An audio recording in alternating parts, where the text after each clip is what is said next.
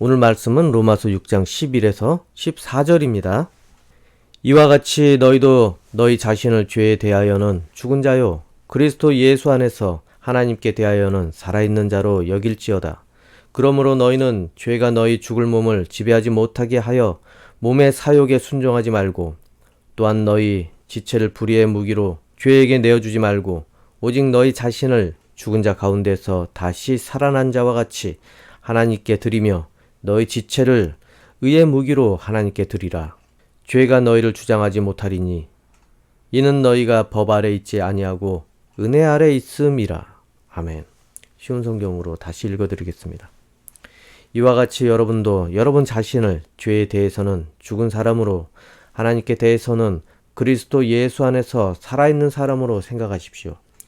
그러므로 죽게 될 여러분의 몸에 죄가 왕노릇하여 몸의 욕심을 따라 살지 않도록 하십시오. 또한 여러분의 몸을 불의를 행하는 도구로 죄에게 내어주지 말고 죽은 자들 가운데서 살아난 자들답게 여러분의 몸을 의를 행하는 도구로 여러분 자신을 하나님께 드리십시오. 여러분은 율법 아래 있지 않고 은혜 아래 있으므로 죄가 여러분에게 왕노릇할 수 없습니다. 아멘. 이전에 어떤 마을이 있었다고 합니다. 그곳은 허허 벌판에 먹고 살 것은 눈앞에 바다뿐이었습니다. 그래서 이 바다에 나가서 물고기를 잡고 또 진주를 캐서 근근히 먹고 살았다고 합니다. 그냥 작은 어촌 마을이었습니다. 근데 지금은 초고층 빌딩이 서 있습니다. 그 이름은 바로 부르즈 할리파라고 합니다. 아랍에미레이트의 두바이입니다. 요즘 이란과 전쟁이 일어나서 그것이 집중 공격을 당하고 있다고 합니다. 이렇게 중동의 전쟁이 일어나면 이 석유 가격은 정말로 많이 올라서 많은 걱정을 합니다. 이처럼 이 석유라는 것은 우리 생활에 많은 영향을 주게 됩니다. 아무튼 이 석유가 이렇게 중요한데 이 두바이라는 이 도시, 이 석유가 발견된 것은 1966년이었습니다. 이 석유가 발견됨으로써 그 도시의 운명은 완전히 바뀌게 되었습니다. 그런데 이 석유 역시도 언제부터 이렇게 본격적으로 귀한 대접을 받게 되었습니까?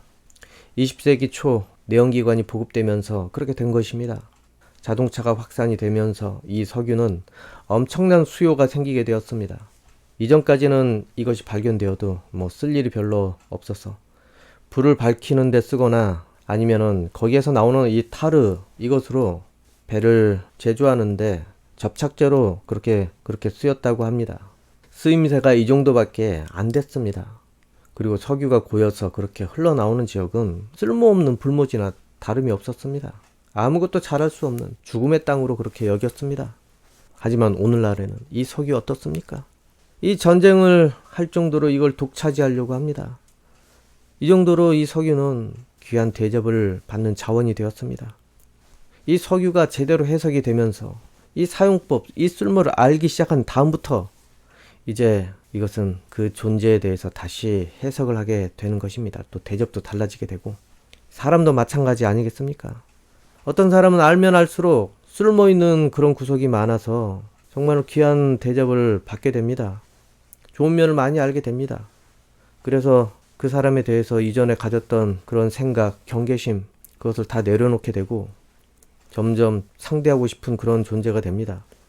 하지만은 또 어떤 사람은 처음 보기에는 정말 깔끔해 보이고 괜찮아 보이고 그랬는데 알고 봤더니 이것이 다 자기를 포장하려는 허세라는 것을 알게 된 다음에는 이제는 부정적인 마음이 들지 않겠습니까? 이 사람 하는 말이 다 잘 될 것 같고 막 희망을 줬는데 아무 영향가치가 없더라. 자기 잘난 체만 하고 자기가 대단한 것처럼 그렇게 과장만 하고 그런 사람들이 아무리 좋은 말을 자기 옆에서 하고 분위기 띄운다고 해도 믿을 구석이 있겠습니까? 여러분 모두 보면 볼수록 괜찮은 사람으로 그리고 대하면 대할수록 더 상대하고 싶은 그런 존재로 세상에서 그렇게 대접을 받기를 원합니다. 세상에도 쓸모 있고 하나님께도 또 쓸모가 많은 그런 존재가 되기를 저는 소망을 합니다. 오늘 본문을 보면은 13절에 너희 지체를 의의 무기로 하나님께 드리라 라고 그렇게 했습니다. 이것은 여러분의 용도가 하나님께 무엇임을 알려주는 것입니다. 바로 여러분의 용도는 의의 무기라는 것입니다. 하나님께 의의 무기로 쓸 존재라는 것입니다. 그리고 13절 초반을 보면은 너희 지체를 불의의 무기로 죄에게 내어주지 말고 라고 그렇게 되어 있습니다. 우리 이 지체가 불의의 무기도 될 수 있다는 것입니다. 여기서 고민을 해봐야 되는 것은 지체가 죄에 내어주는 것과 하나님께 드려지는 것, 이 갈림길에서 우리가 의의 무기가 될 수도 있고 불의의 무기가 될 수도 있다는 것입니다. 바로 여러분 지체가 무엇에 넘겨지느냐에 따라서 해석이 달라진다는 것입니다. 아무튼 의의 무기, 불의의 무기, 우리가 무기인 것은 맞습니다. 이전에 개역 성경에는 이 무기라고 하지 않고 병기라고 했습니다. 그리고 헬라어로 보면은 무기나 방패라고 했습니다. 그리고 오늘 쉬운 성경에는 도구라고 또 합니다. 모든 것을 통틀어서 이 전쟁을 하는 도구, 그것이 바로 우리 존재라는 것입니다. 그런데 이것이 하나님께 드려지면은 의의 병기가 되는 것이고, 그리고 죄에게 넘겨지면은 이 지체가 불의의 병기가 된다는 것입니다. 그러면 어떻게 하면 죄 가운데 내어준 존재가 되겠습니까? 오늘 본문 위에 12절을 보면은 그러므로 너희는 죄가 너희 죽을 몸을 지배하지 못하게 하여 몸의 사욕에 순종하지 말고, 몸의 이 사욕에 우리가 순종하게 되는 것, 그것이 죄가 지배하게 되는 우리 육신이 된다는 것입니다. 그리고 불의를 행하는 도구가 된다는 것입니다. 그 사욕이라는 것, 그것이 무엇이겠습니까? 여러 가지가 있습니다. 몸이 바라는 대로 우리가 그렇게 욕심을 품는 것이 사욕 아니겠습니까? 자기 자신의 개인의 바라는 그 욕심이 바로 사욕이라는 것입니다. 그래서 이 육체는 그 사욕에 의해서 죄 가운데 빠져든다는 것입니다. 그러면 오늘 본문이 말하는 이 육체 사욕이란 무엇을 말하는 것입니까? 죄의 노예가 되게 만드는 이 육신의 사욕, 아이러니컬하게 율법이라는 것입니다. 오늘 본문 밑에 14절 쉬운 성경을 보면은 여러분은 율법 아래 있지 않고 은혜 아래 있으므로 죄가 여러분에게 왕노릇할 수가 없습니다. 갑자기 육체를 죄 속에 빠져 지배하는 그 몸의 사욕을 말하다가 율법 이야기로 빠지게 됩니다. 이 율법이 죄를 증가시키고 있다는 또한 그런 말씀도 있습니다. 바로 이 본문 이전 장 5장을 보면은 5장 20에서 21절 쉬운 성경, 율법은 범죄를 증가시키려고 들어왔습니다. 그러나 죄가 많아진 곳에 하나님의 은혜가 더욱 넘치게 되었습니다. 죄가 사망 안에서 왕노릇하였듯이 은혜는 의를 통해 우리 주 예수 그리스도로 말미암아 영생을 얻게 하기 위해 왕노릇할 것입니다. 이처럼 바울은 이 율법이 죄를 증가시키는 그런 역할을 한다고 이렇게 말하고 있습니다. 왜 그러겠습니까? 그 율법 때문에, 율법이 없었으면은 죄가 성립이 안 되지만 그 율법이 들어옴으로 모든 것이 죄가 되기 때문에, 그리고 사람들은 그 율법을 의식하다 보니까 마음에 반발이 일어나고, 그래서 오히려 죄를 탐하게 되는 역효과를 만들어낼 수 있다고 그렇게 말하는 것입니다. 여러분, 이것이 사람의 본성이요 죄성이라는 것입니다. 하지 말라고 하면은 이상하게 그것에 더 집착하게 되고, 그리고 그것이 더 특별해 보이고, 그래서 더 집중하면서 기회나 때를 노리지 않겠습니까? 도둑질하지 말라고 계속 강조하고, 그거 훔치지 말라고 계속 강조를 했는데 기회가 되고 아무도 보지 않으면은 한번 훔쳐보려는 충동이 일어난다는 것입니다. 그리고 때로는 그것만 안 하면은 자기가 의롭다고 그렇게 생각을 할 수도 있다는 것입니다. 바울은 사울이던 시절에 엄청나게 율법을 철저히 지켰습니다. 근데 그런 사람이 이런 말을 합니다. 바울도 얼마나 내적 갈등이 많았겠습니까? 사람들이 보기에는 나는 의롭고 그리고 온전히 율법을 지키는 것 같은데 그 내면에는 그것을 탐하고 있다는 것 아니겠습니까? 그래서 오히려 더 자신을 내리쳐서 맹종하듯이 율법을 지키게 해서 오히려 더 그것을 실행하지 않았겠습니까? 자기 자신의 마음을 더 강하게 다스리기 위해서. 그래서 바울이 어떻게 했습니까? 사울이던 시절에 더 드러내기 위해서 그리스도까지 못 알아보면서 그 율법에 사로잡혀서 핍박을 했던 것입니다. 오늘 본문 밑으로 6장 21에서 23절을 보면은 쉬운 성경입니다. 그러므로 나는 이런 법칙을 발견했습니다. 선을 행하려는 마음은 나에게 있지만 악이 나와 함께 있다는 것입니다. 사실 나의 속 중심에서는 하나님의 법을 즐거워합니다. 그러나 나의 몸의 여러 부분들에서는 다른 법이 작용하고 있습니다. 그 법이 내 마음의 법과 싸워 나를 내 몸에서 작용하고 있는 죄의 법에 사로잡히게 합니다. 이처럼 끊임없이 자기 마음에 있는 여러 가지 죄성들이 이 율법에 대해서 반발한다는 것입니다. 그래서 이 율법은 자꾸 죄를 의식하게 만들어 아이러니하게 결국에 자기 육신은 율법의 눈치를 보게 되고 죄에 자꾸 끌려다니는 신세가 된다는 것입니다. 이처럼 이 율법이라는 이런 존재는 인간의 본래의 죄된 속성을 그렇게 적나라하게 보여주는 그러한 것입니다. 로마서 3장 20절 쉬운 성경입니다. 그러므로 율법을 지키는 것으로 하나님 앞에서 의롭다고 인정받을 사람은 아무도 없습니다. 왜냐하면 율법은 우리가 죄인이라는 사실을 알게 해주기 때문입니다. 네, 여러분. 우리가 죄인이라는 사실을 알게 할 목적으로 이 율법은 그렇게 쓸 목적으로 그렇게 줬다는 것입니다. 여러분, 율법은 아무리 어려운 것을 지켰다고 해도 흔하디 흔한 그런 점 같은 것 한 가지라도 지키지 못했다면 결국 죄가 성립이 되게 됩니다. 죄인이 된다는 것입니다.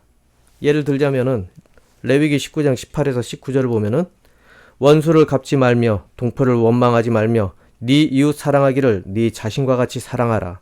나는 여호와이니라. 너희는 규례를 지킬지어다.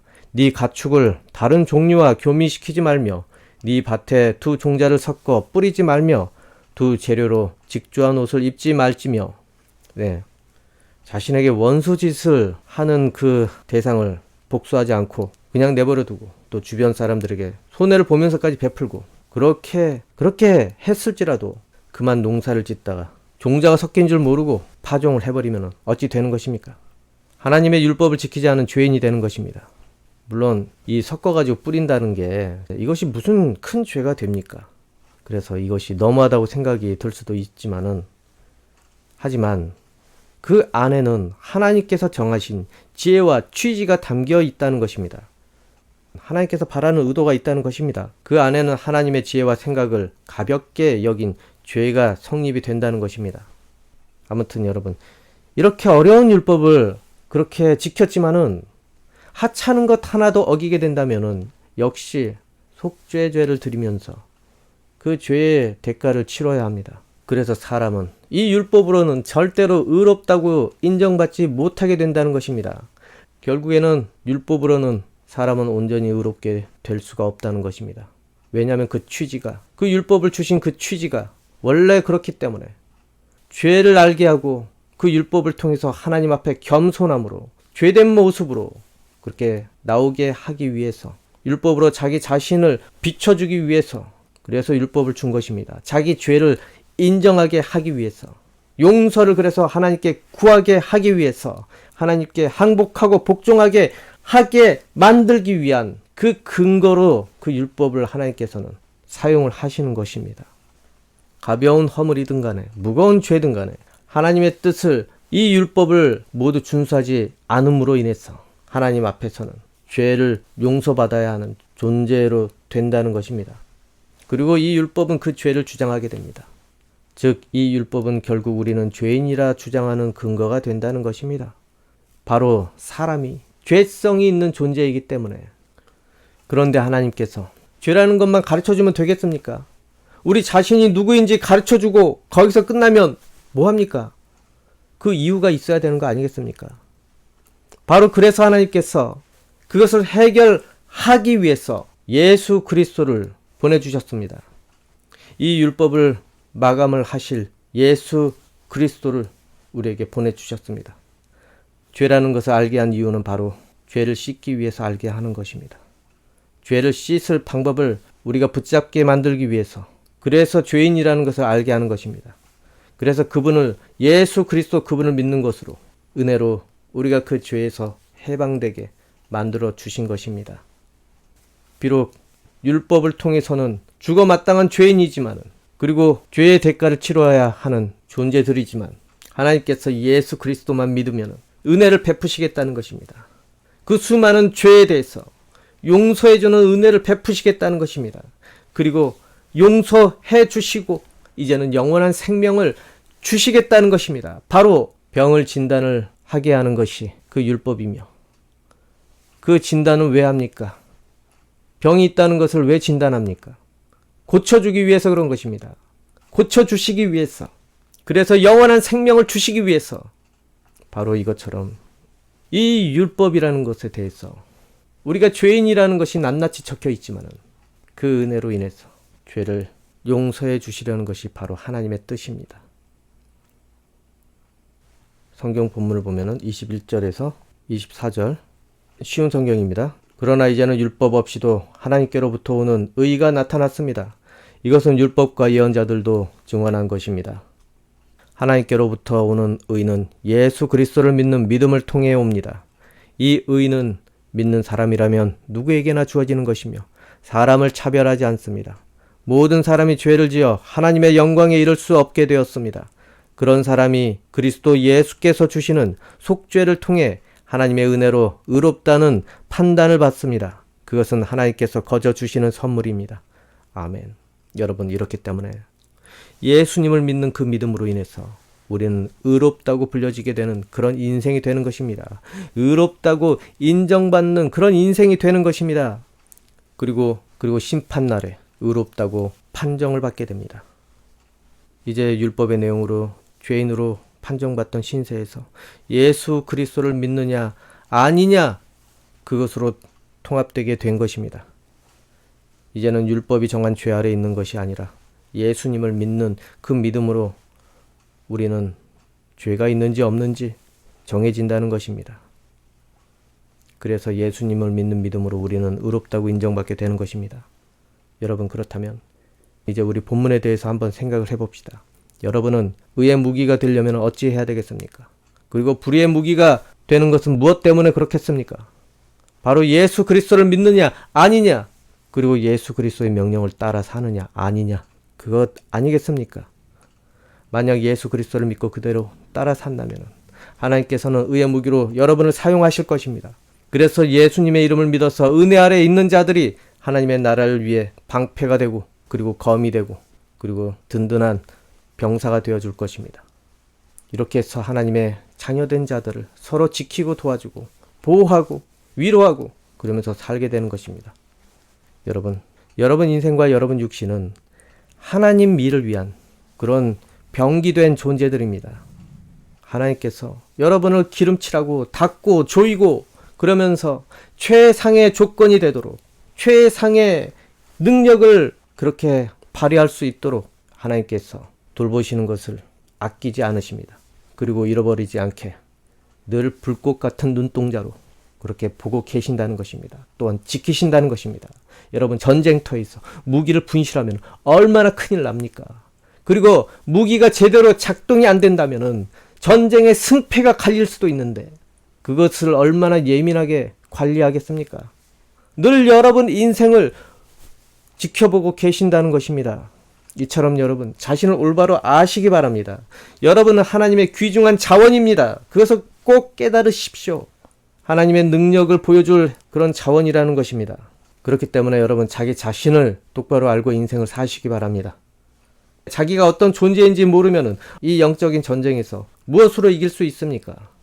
세상에 여러 가지 어려움을 겪고 그리고 괴로움을 당할 때 어떻게 대처할 수 있겠습니까? 그 시험이 무섭고 두렵고 그리고 때로는 이 어려움이 나를 괴롭게 하고 고통을 주는 것 같은데 어떻게 할 수 있겠습니까? 그런데 알고 봤더니 하나님께서 나에게 주신 능력은 이것을 이기고도 남는다는 것 아니겠습니까? 그런데 그것을 망각하고 마귀가 던져준 그냥 자신의 모습에 속아서 이 의의 무기들, 이 기능들을 무용지물로 만들면 되겠습니까?